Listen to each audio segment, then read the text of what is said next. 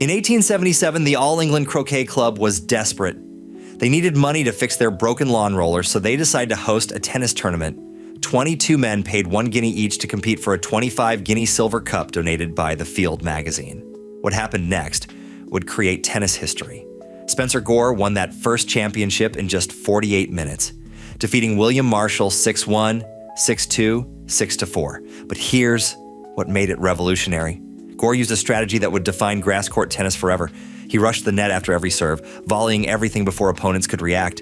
About 200 spectators paid 1 shilling each to watch, making it profitable from day one. The tournament was men only until 1884, when women were finally allowed to compete. Maud Watson became the first ladies' champion, winning a silver flower basket worth 20 guineas. She played in full Victorian dress that weighed about 5 pounds, restrictive enough to limit movement significantly, yet she dominated by winning again in 1885. The name center court came from a practical reality. The principal court was literally in the middle with others arranged around it. When the club moved to Church Road in 1922, they kept the name even though it was no longer geographically accurate. The original Warple Road ground is now Wimbledon High School's playing field. The amateur rule created organized hypocrisy. Players received no prize money, not even travel expenses, until after 1920. Meanwhile, organizers profited enormously from ticket sales. Top players worked as club professionals during the week, giving lessons for money, then pretended to be amateurs on weekends. Getting caught meant lifetime bans. This system excluded working-class talent. Only wealthy players could afford to compete without earning income. The social hierarchy was rigid. Players entered through different gates based on status, and the Royal Box, established in 1922, hosted dignitaries and celebrities who controlled access to tennis's highest levels. World wars interrupted the tournament twice. From 1915 to 1918, no championships were held. During World War II, the tournament was canceled from 1940 to 1945, and on October 11, 1940, a bomb hit the center court competitors' stand, destroying 1,200 seats.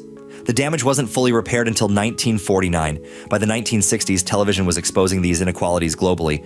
The hypocrisy became impossible to ignore when viewers saw the world's best players struggling financially while organizers made fortunes. The amateur era was crumbling under the weight of its own contradictions. 1968 changed everything. After 91 years of amateur-only competition, Wimbledon opened its doors to professionals. The decision wasn't about fairness, it was survival. Television revenues were exploding, and tennis's biggest stars were banned from its most prestigious stage. The first Open-era prize money was modest, £2,000 for the men's champion, £750 for women's, a massive gender pay gap that wouldn't be corrected until 2007. By 1979, men's prize money had grown to £20,000, while women earned £18,000, showing gradual progress toward equality. Rod Laver immediately proved why the change was necessary. In 1969, he completed the calendar Grand Slam, all 4 majors in 1 year. But here's the tragedy. Laver had already achieved this in 1962 as an amateur, then was banned from Grand Slams for 5 years simply for turning professional. Tennis had exiled its greatest player during his prime. The first black player to compete at Wimbledon was Bertrand Milbourne Clark from Jamaica in 1924, but the sport remained largely segregated for decades. Arthur Ashe's 1975 victory broke barriers and inspired a generation of diverse players who would transform tennis. Technology evolved rapidly. Wooden rackets gave way to metal frames in the early 1970s. Jimmy Connors wielded his steel Wilson T2000 like a weapon, generating unprecedented power. The transition wasn't smooth. Many players struggled to adapt as the game became more physical. Bjorn Borg arrived in 1976 and revolutionized grass court tennis. The Swedish teenager with shoulder-length hair and colorful headband looked nothing like previous champions. His topspin, heavy ground strokes seemed impossible on grass.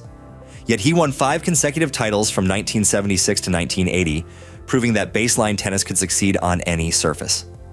Chris Evert brought precision and consistency to women's tennis. Her two-handed backhand and ice-cool demeanor made her a perfect contrast to the power players emerging in the men's game. She won 3 Wimbledon titles and helped establish women's tennis as must-watch television. The social transformation was dramatic. The rigid class structure crumbled as working-class players like Ilia Nastase brought personality and showmanship to center court. Tennis was becoming entertainment, not just sport. By 1979, Wimbledon had transformed from exclusive garden party to global spectacle. Television coverage reached hundreds of millions worldwide, and the sport's biggest stars were becoming international celebrities. If you're loving this video, subscribe now and help us hit 5,000 tennis fans by month's end. The 1980 Wimbledon final became the most famous match in tennis history. Bjorn Borg, seeking his 5th consecutive title, faced John McEnroe, the volatile American who'd been fined more than any player in tournament history. What followed was pure drama. The 4th set tiebreak lasted 22 minutes with 34 points played. McEnroe saved 5 match points with shots that seemed impossible. When he finally won 18-16, center court erupted in the longest standing ovation in Wimbledon history. Borg won the 5th set 8-6. But McEnroe had announced himself as a superstar. Their personalities were polar opposites. Borg never showed emotion, never argued with officials, and meditated between points. McEnroe exploded at line calls and threw legendary tantrums. His most famous outburst, "You cannot be serious," occurred in 1981 against Tom Gullickson, directed at umpire Ted James. The phrase became a cultural phenomenon. McEnroe's breakthrough came in 1981, ending Borg's 41-match Wimbledon winning streak. The victory was bittersweet. Borg, suffering from burnout, announced his retirement in January 1983 at just 25.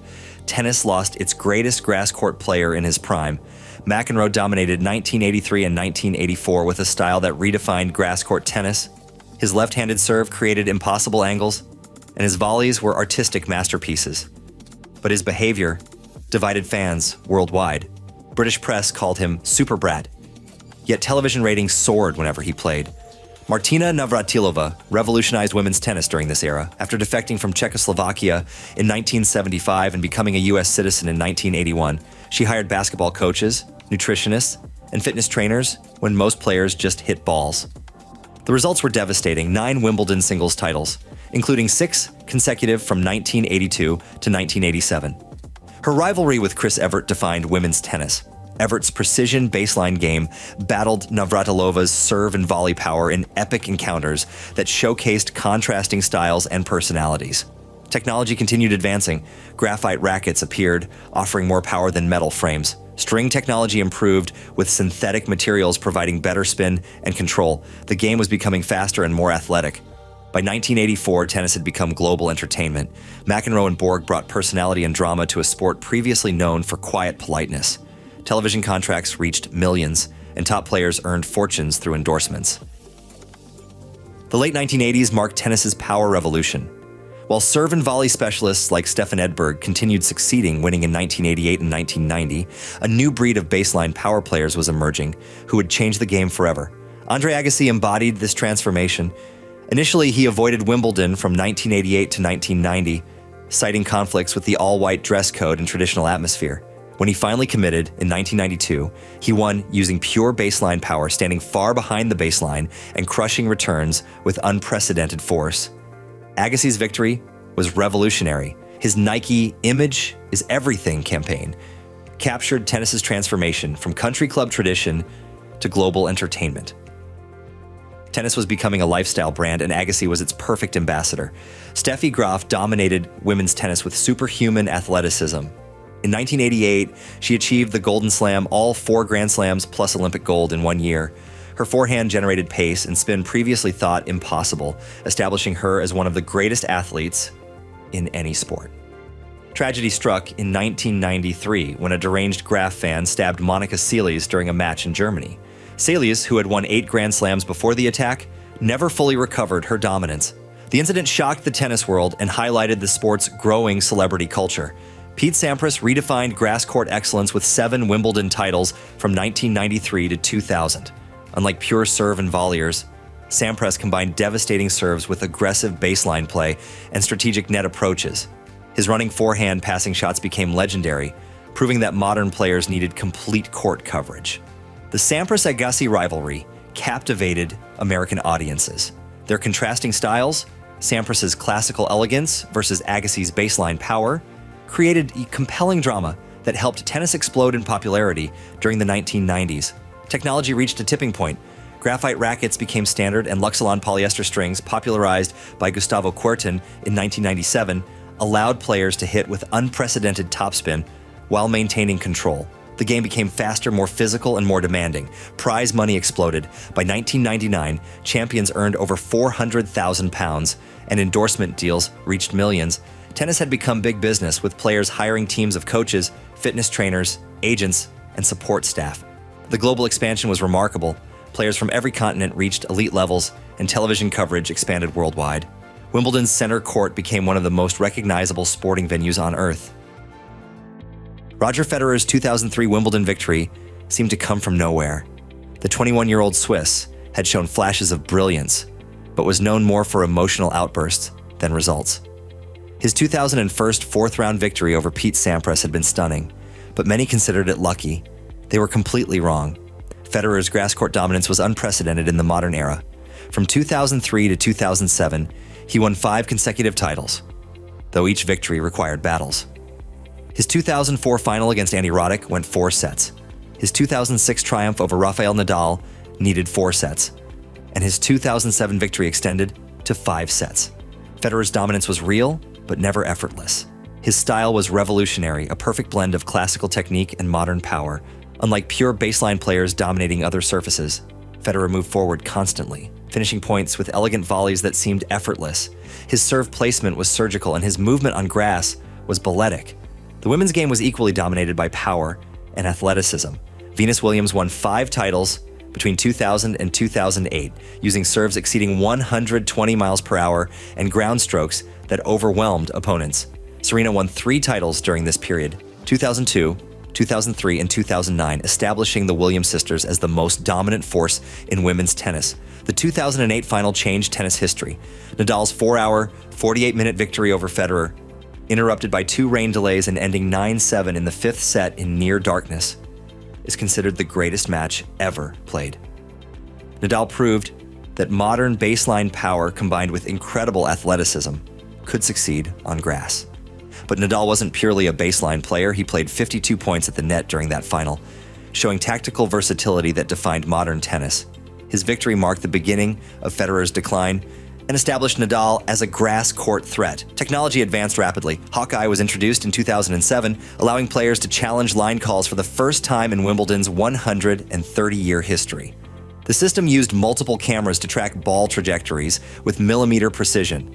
A retractable roof was installed on center court for the 2009 championships, marking the first time rain couldn't stop play for extended periods. The roof could close in 20 minutes and featured advanced engineering that maintained playing conditions. Prize money reached historic levels. By 2009, champions earned £850,000 and endorsement deals reached astronomical figures. Federer's Nike contract was reportedly worth over $10 million annually, reflecting tennis's global commercial appeal. By 2009, Federer had won 6 Wimbledon titles and established himself as arguably the greatest grass court player in history. But new challengers were emerging who would test his dominance in unprecedented ways. If you're loving this video, you click on the super thanks button and support our channel. Novak Djokovic's 2011 victory announced tennis's new dominant force. The Serbian had been overshadowed by Federer and Nadal, but improved fitness, mental toughness, and tactical evolution made him nearly unbeatable. His 7 Wimbledon titles from 2011 to 2023 established him as the most successful grass court player of the modern era. Andy Murray's 2013 breakthrough created the most emotional moment in modern Wimbledon history.